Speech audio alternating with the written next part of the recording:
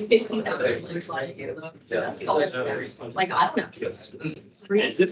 I would do it, not 50, 15, 15. No, I think I checked slides. Yes, it's really good. Afterwards, talk about this. Project. Building good cars from scratch. Is that what you changed? Yeah. I'm not 18. I'm like, It's really Italian.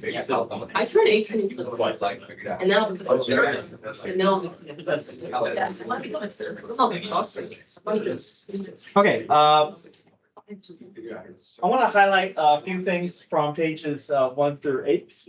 And then today in class, we're just going to work through pages 9 through 16. Whatever we don't finish will be your homework. Okay, so this week, there's no, no assessments. We're just basically preparing for our eventual multiple choice test, which is at the end of April. But really, we're just kind of going through and see if we can recall all of our knowledge from AB. Let me see. I want to start off just reviewing derivative inverse at a point. I feel like that topic it's kind of, it feels like a little bit of a standalone topic. It doesn't yeah, kind of like its own thing. So this is on page 6. I know you guys already did this for homework, but I didn't get a chance to go over it Friday, so I want to do that now.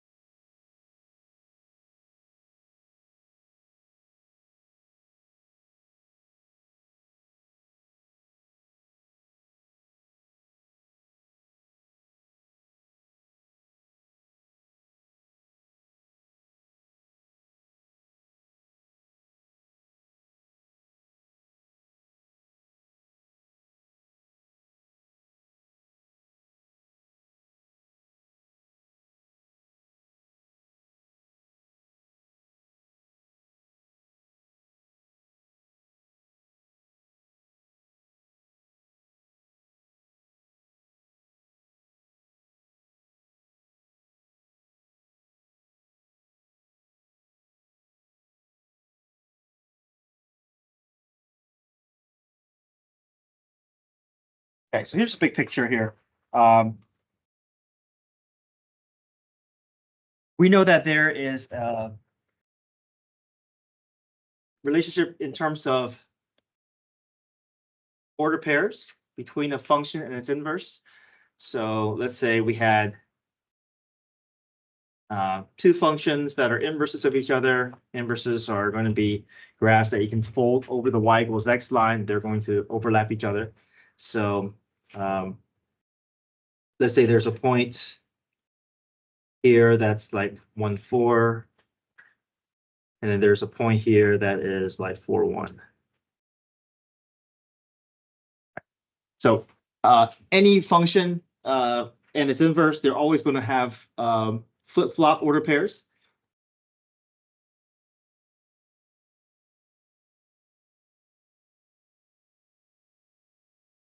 Okay.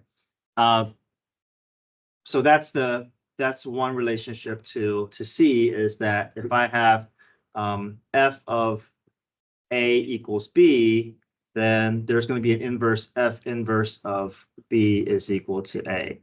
Okay. That's at the function level. But at the slope level, there's also a numeric relationship between the steepness of these points. Right? And the relationship is that if f prime of a is equal to some slope n, could be like 7, could be like slope 7, then I know that the derivative of f inverse at b is going to be what? If this is 7, then this will be what? Yeah, 1 over n. Always be the reciprocal of that slope. So notice that these are not at the same points, right? These are what I call corresponding points. So the slope of 1 at f will be some slope, and the slope of the f inverse at the y value of f will be 1 over f.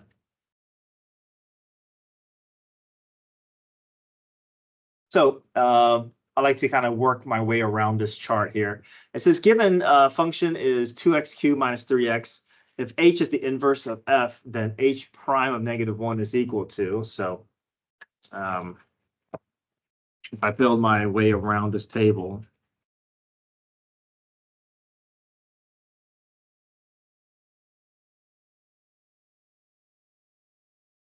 I'm looking for h prime of -1. If I make my way around this chart, by the time I make my way around, I'm going to be able to have enough information to fill out what is h prime of 1. So I know the -1 is the x value of my h, which must mean that -1 is the what of my f? Y value. So we have to work on the f side of things because that's all that's given to us. We don't have the h to work with. So if I can find the x value of that f, I can plug in. If I can find that slope, from that slope, then I can use it to help me gather the slope of the h graph at -1.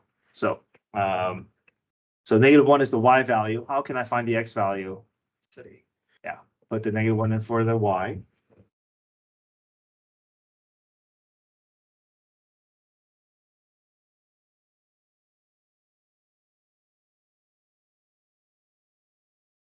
And now it's just a matter of kind of guess and check our way through and find a number that will work for this equation. So if we test 0, if that doesn't work, then we'll try 1. If it doesn't work, then we'll try -1 and just keep going until we find the number that we're looking for. So 0 doesn't work. What about 1?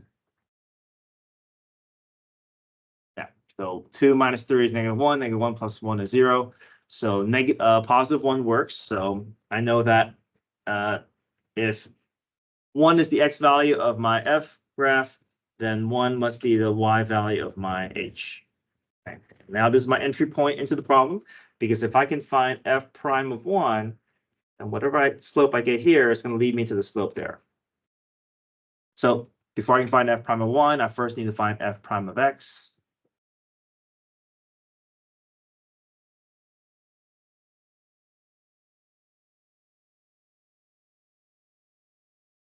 So the slope of the f graph is 3, which means that the slope of the h must be what?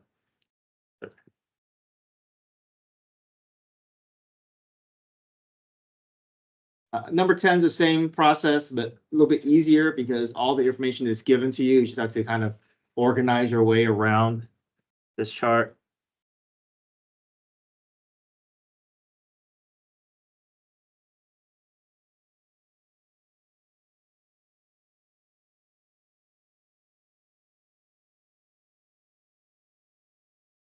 So even before I begin my process, I know that I can get to this stage, right? I know that if 2 is the x value of my f inverse, then I know that 2 must be the y value of my f. So then I'm just going to fill in my chart here. F of what is equal to 2. I do have an order pair that I can use here. So f of 1 equals 2. So therefore, if I can find f prime of 1, then the slope of the f graph will lead me to the slope of the f inverse. And so the slope of f at 1 is 3. And so and the answer is not always 1/3. It's just coincidence that these two problems lined up giving us the same answer. Okay, so look at pages 1 through 8. Any questions that you guys have for me? Any ones you want me to go over with you?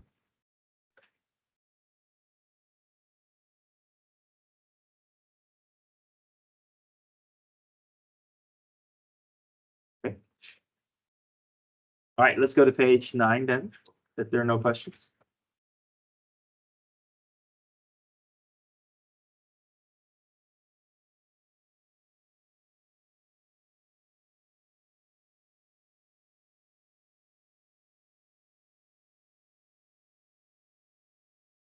Okay, let's spend some time with related rates. Maybe it's been a while since we've seen related rates. Question on page 6. Yeah. 6. Implicit, yeah. I got the answer, but like the signs of the, I got a different sign for the denominator of the answer on the left side. Okay. Did you distribute the negative through when after you did product rule? Yes. You did. Okay. Okay. Look at my key here. See which step. Now, if your signs are different in the denominator and in the numerator, then you're fine. That's the same thing. I got the same sign in numerator and a different denominator. I think it's like your previous like dy dx times negative 2x plus 10. I don't know what caused the sign change when you divided.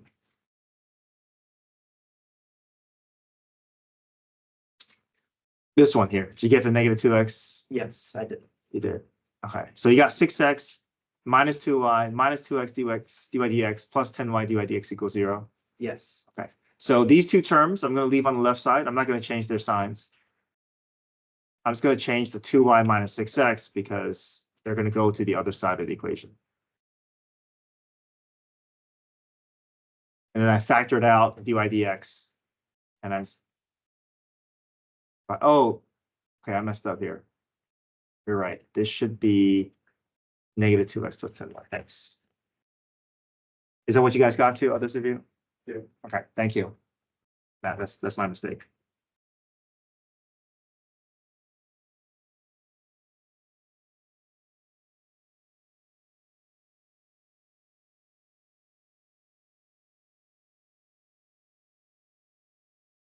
I'll let the other classes know. Thanks. Okay, anything else? Page 1 through 8.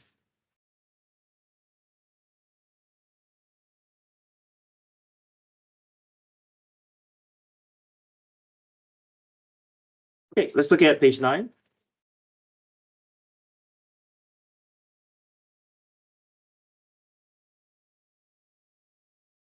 So let me review related rates. Related rates, these are problems where we are relating the rate of change of a dependent variable with the rate of change of an independent variable with respect to time. So it's always kind of has that word problem feel to it. Okay, we're always going to be identifying an equation that relates the variables together. It could be Pythagorean theorem, it could be volume, it could be surface area, it could be a trig equation. So we always start off with some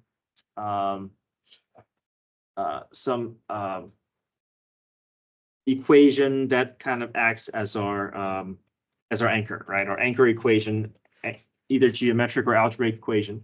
And then from there, we can start building the derivative with respect to time. So if we see x, we're going to have to produce a dx dt. If we see v, volume, we know where dv dt will show up. If the surface area s, ds dt will show up. If it's theta or angle, then d theta dt will show up. And then after we find the derivative, then it's just a matter of plugging information in and solving. Okay, so one of the very first problem that we did with related rates involves a triangle, a right triangle, basically a ladder sliding down or a ladder leaning up against a wall.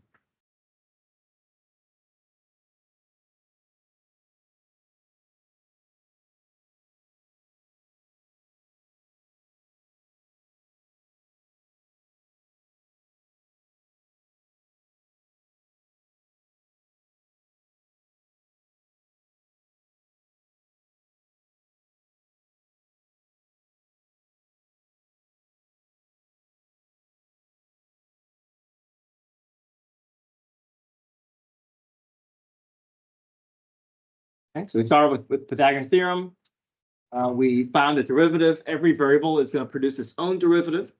So we have 6 variables in front of us. We have x, y, and z. We have dx dt, dy dt, dc dt. And we ask ourselves, what is the rate of change of x with respect to time at this moment? Rate of change of y, rate of change of z. remember the direction of your the direction has no bearing on whether you make your rate positive or negative.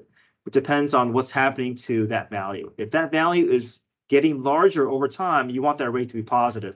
If that value is getting smaller over time, you want that rate to be negative.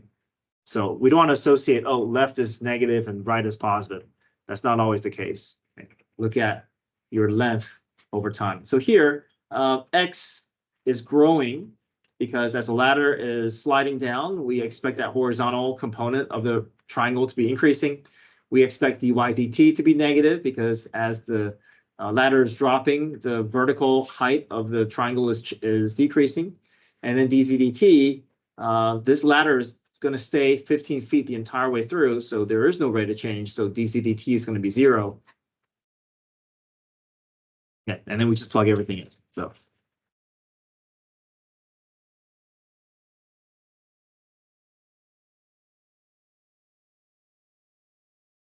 see if you can do 1 and 2, and I'll walk through 3 and 4 with you.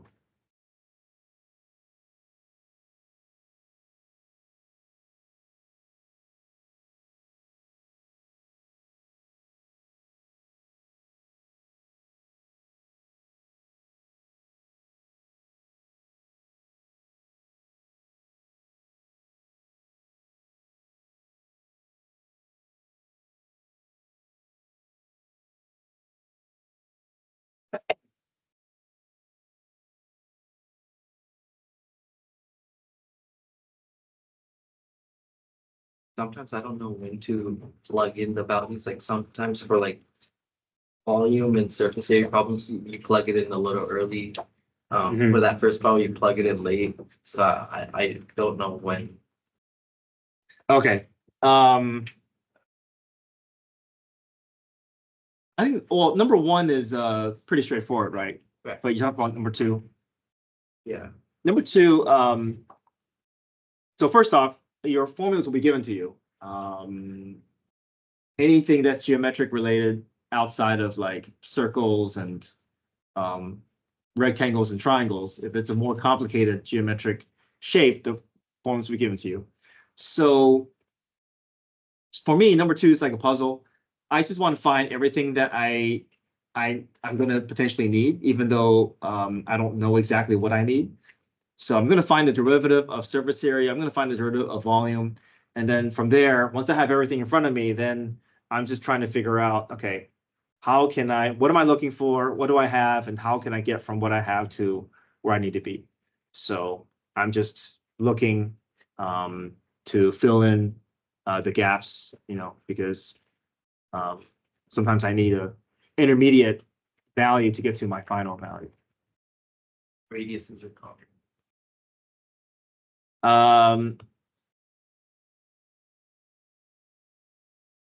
Yeah, so for this one, I do need to figure out the radius in order for me to find my eventual dsdt, right? So, and if I know the volume of the ball, I can use that to help me get to my radius.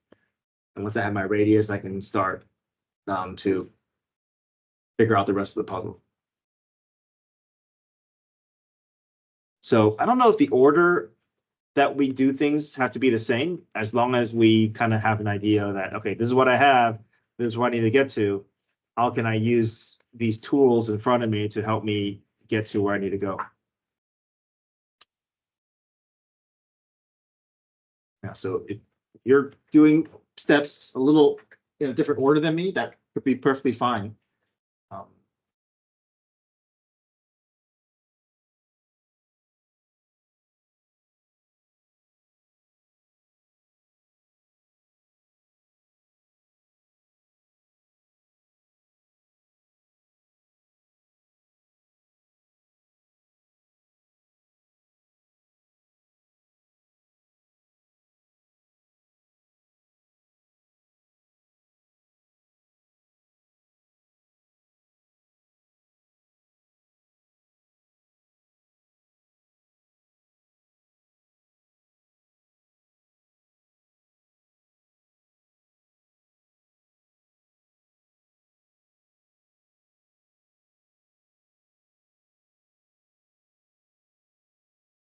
Any questions with 2?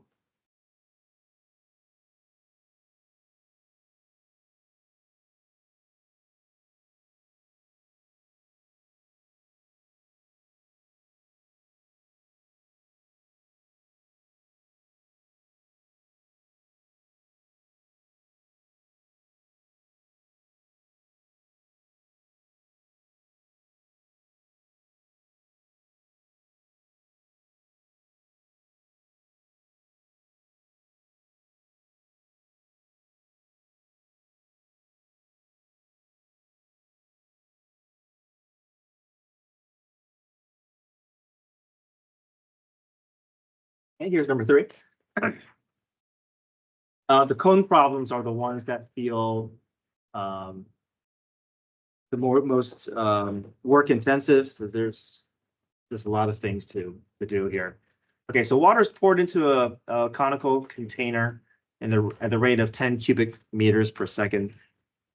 Cone points directly down, and it has a height of 30 centimeters and a base radius of 10.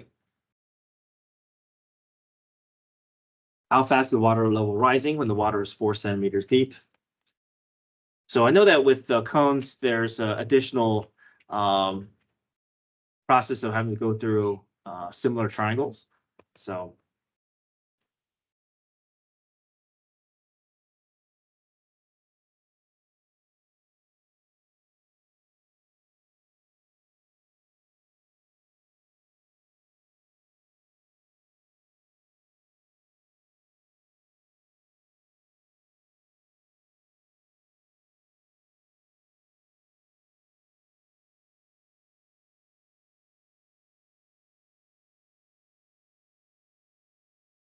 we know that when there's water inside the cone, the water inside the cone is going to form its own cone shape. So we can think of it as a cone inside of a cone.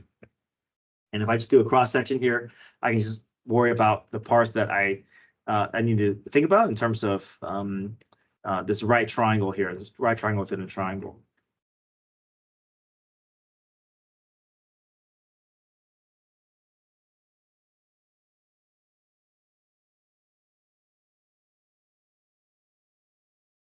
So there is a relationship that we can build between the radius and the height of the cones formed by the water, as well as the cone of the container.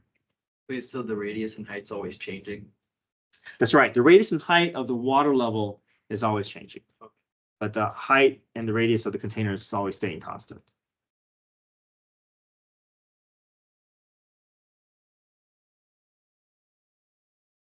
You said the height is staying constant? The radius and the height of the container are staying constant, but the radius and the height of the water level are both changing. Oh. As water is filling, pouring in, the height is going to grow and the radius is going to grow as well.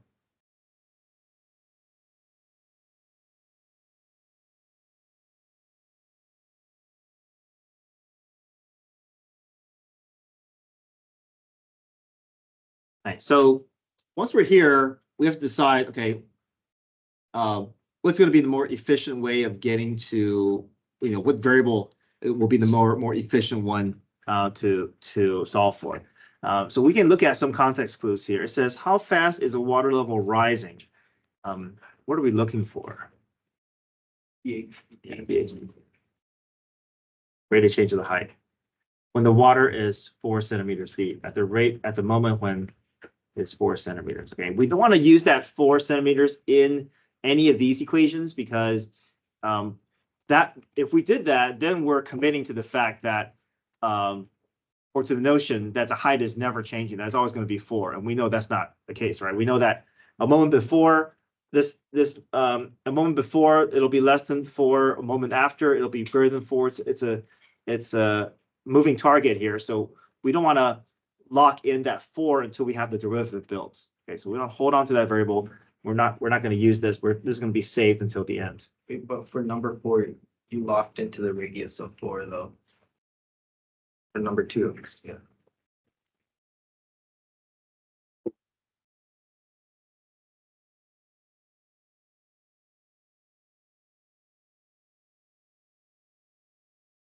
Right, because I found the derivative first. I didn't use the 4 to build the derivative of volume though. So that's okay, right? As long as we find the derivative, yeah. So if I inserted the 4 into this volume equation and I found the derivative, then then I run into some trouble here. But as long as I have the derivative involving the variable, then I'm safe. All right, so this is the context clue. This is what's telling us, okay, if I can just get everything in terms of h, then dH/dt will just show up more naturally, and I can just go through that process. So because I'm looking for something in terms of h, and I have h given, I would prefer to get rid of the r. I would prefer to replace the r within my volume equation. So I'm going to solve for r. R is equal to 10h over 30, which is h over 3. Okay, so here's my volume equation that I'm going to find the derivative of.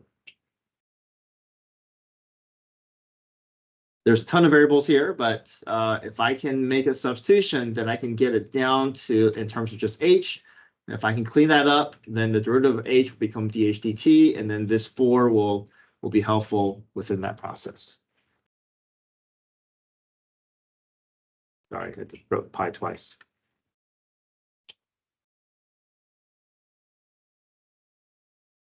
Okay, so radius is height over 3. I replace r with h over 3. Let's do some cleanup. We shouldn't have to deal with a messy derivative rule. It should just be a relatively easy power rule. There's no need for us to do product and chain if we can just clean this up. Okay,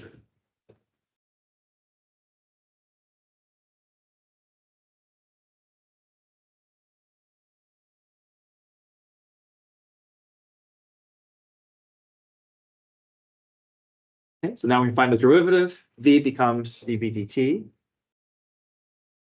Pi over 27 stays. H cubed becomes 3h squared dH dt. Now everything that we need is in front of us. We have dH dt that we're trying to solve for. We have h.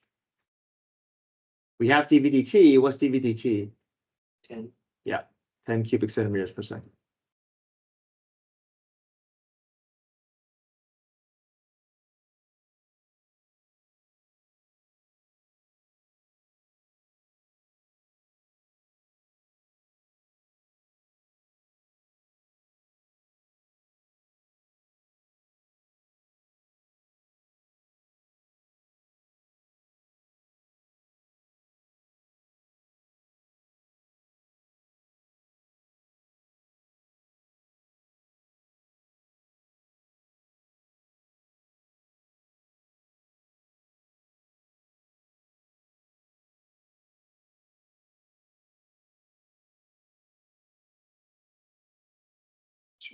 Is squeeze theorem.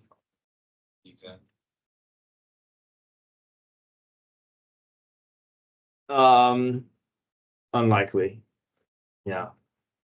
But as a reminder, yes, all squeeze theorem is if I don't have enough information to find the limit of some expression, I can find the limit of something that's less than it, something that's larger than it, and if I can get the outer limits to be the same, then the middle limit must also be the same. But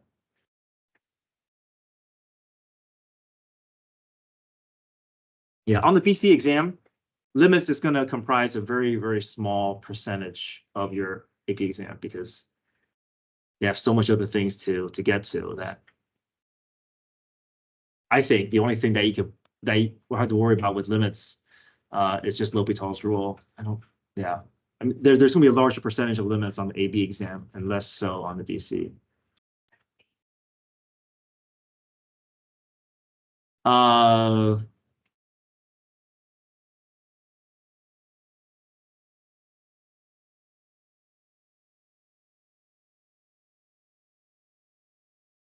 Yeah, I mean, it's pretty much anything can show up on the AB side. I'll give this to you with the next packet 2A, but I think this will kind of give you just a bit of an idea as to what we can expect. This is the topics weight of on the BC exam. So limits is like the smallest percentage there, 4 to 7%. Differentiation, 4 to 7%. Composite, implicit, inverse functions, 4 to 7% of the multiple choice test. Contextual applications of differentiation. So this could be like particle motion or related rates. Analytical applications of differentiation.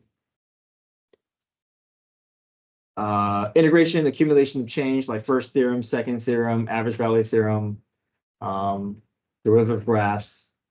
That's probably the largest percentage on the AB side of things. Differential equations, 69%. Applications of integration.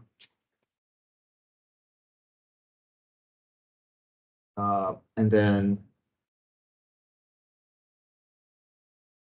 yeah, the applications of integration, this could be like the unit 6 through 8 that we've been doing from BC, like improper integrals and improper and partial fraction and Euler's method.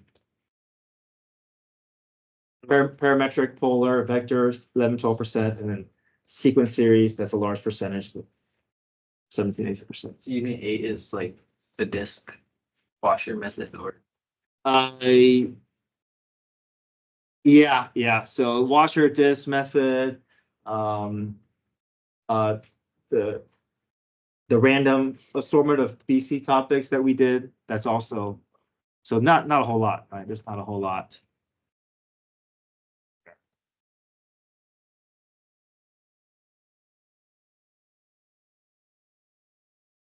Here's a set of numbers that will be interesting, I think. This is from last year. Look at the percentage of BC students who score a 5.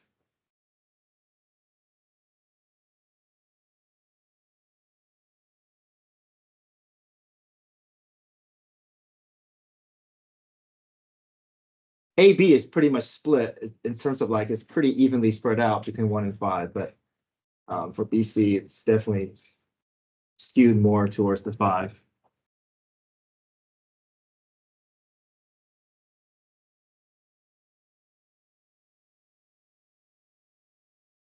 Okay, any questions with number 3? I want to do number 4 with you.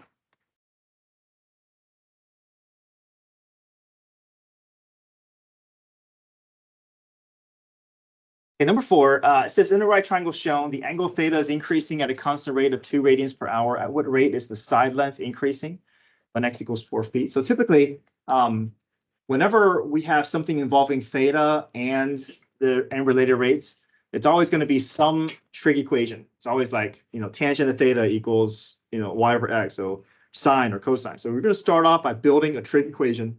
And then once you have that built, then you find the derivative, and then d theta dt shows up, and then the other d over dt shows up. Okay, but we always start off with some trig equation to build.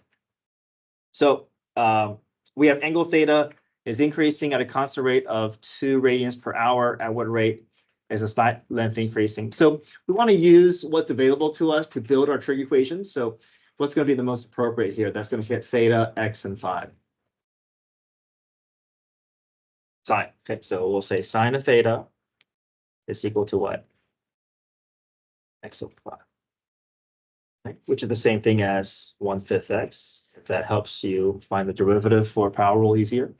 Okay, so now let's go ahead and, I like to just go ahead and find the derivative just to see what I need to worry about. Sine theta becomes times related rates though, so what needs to show up? Good, dt. Okay, 1/5 x becomes dx dt, yeah. Okay.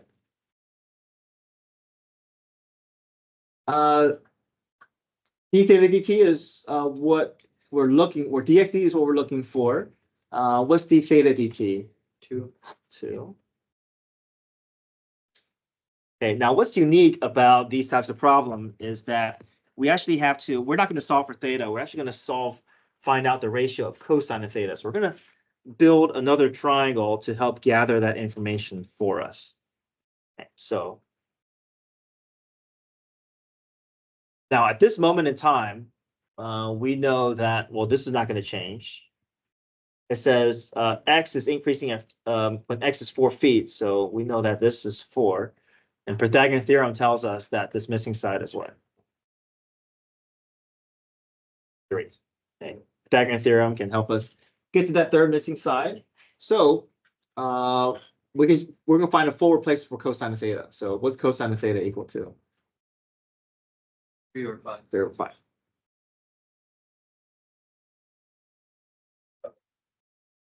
So now we can just make our substitutions, right? We have cosine theta is 3/5. We have d theta dt equals 2, and then there it is. My missing variable is dx dt. We can solve for that.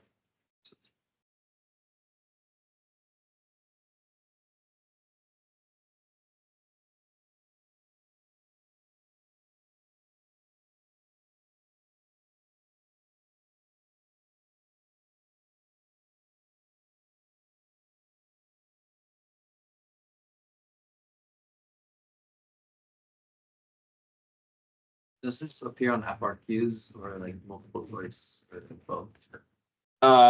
You mean like related rates? Yeah. More likely than not, it's a multiple choice question, but sometimes they may take a related rates problem like part C or part D of a problem that, you know, it's like a different topic. So, but chances are, I don't think you're going to see a full related rates problem on your BC exam. I mean, full related rates FRQ, but they're always looking to insert different things into different parts of other FRQs. Let's see. Last thing I want to do is talk about related rates for cylinders. So this is on page 11, number 2.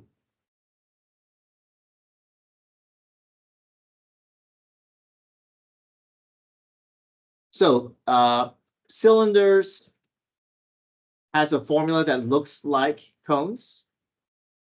Instead of 1/3 pi r squared h, just pi r squared h. But there's something about cylinders that makes these problems a lot easier. Something about the radius.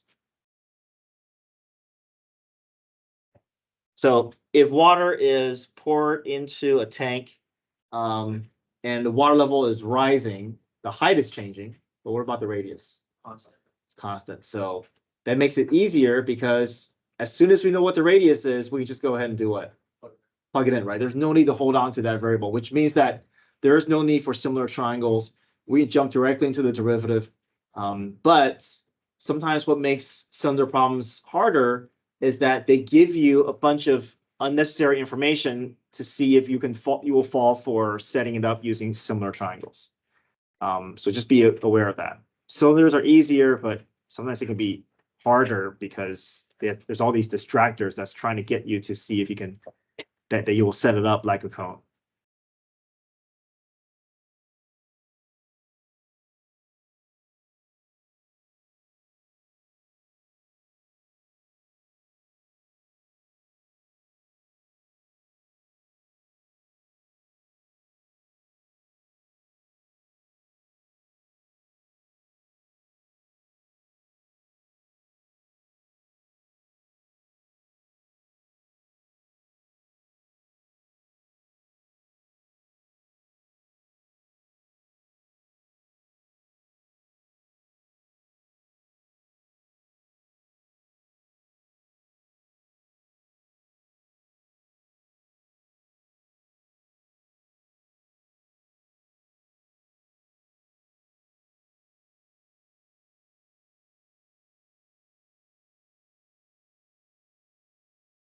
What about shadow problems? Yeah, that's also similar triangle. I did not put this. I don't think did I put this. I did not put one on here, but yeah, that's also a good one to know. Yeah, so the shadow problems look like this.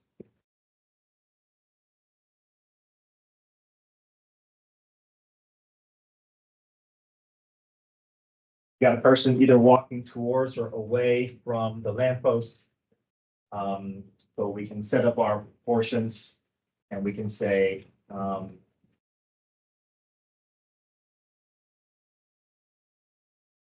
the base of this triangle is to the height of this triangle as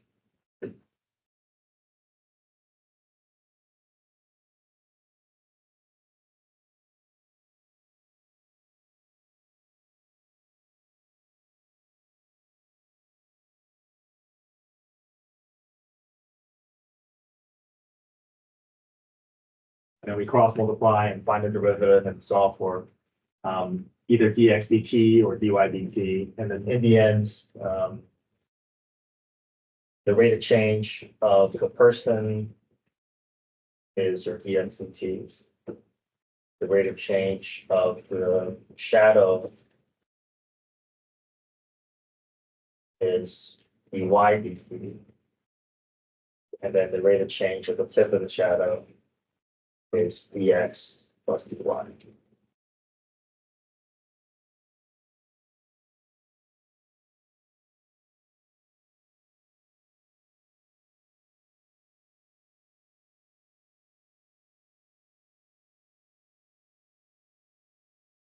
Okay, so your homework is to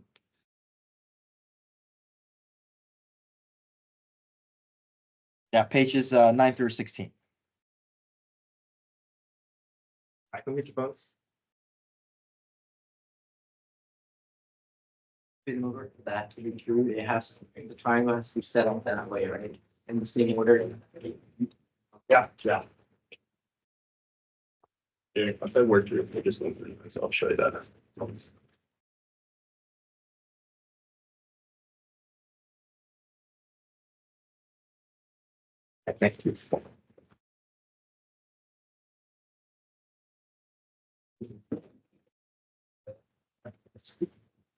Those two is manufactured.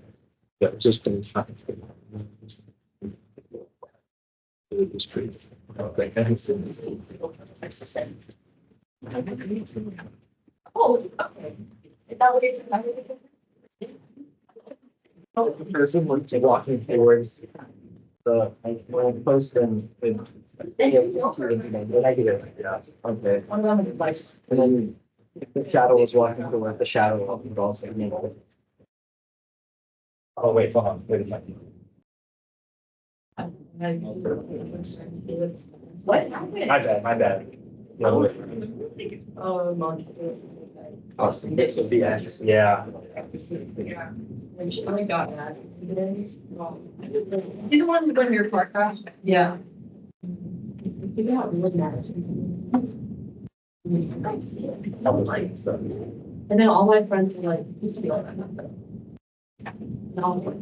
Yeah, as long as we understand though, I mean, you can use any variable you want, just know that, you know, this is corresponding to this and this is.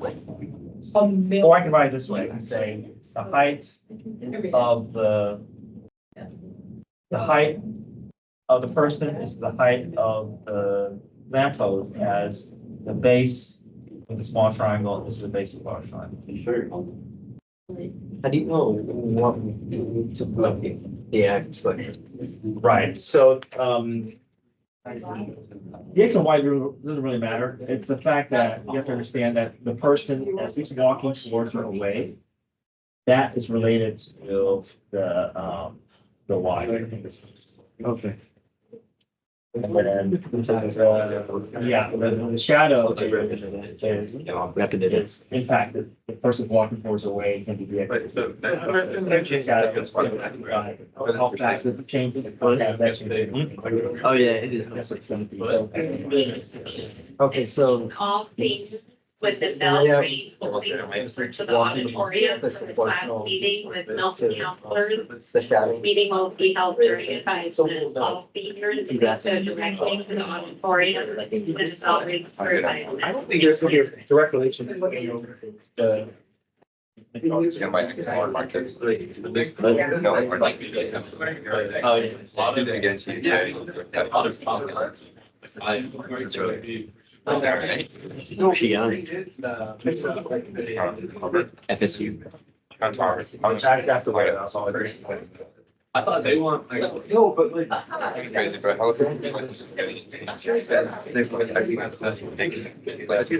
Some hard class. Yeah, and then. But what that's like a triangle is that.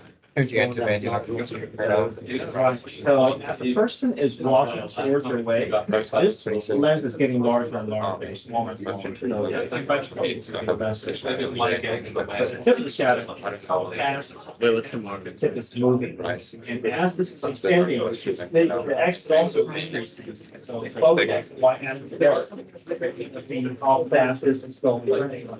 Have a great day, guys. Thank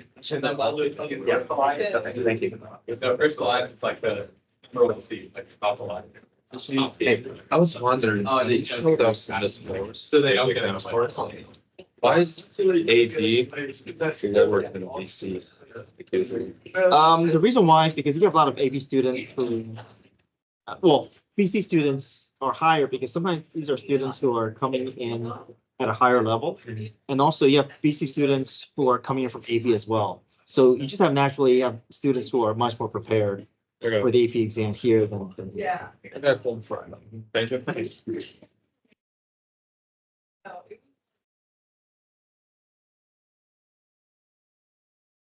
It was sort of an interview. It was weird. That was also bad. Top week for crap. No, it's so. I see you guys. Thank you. Dude, I expect some.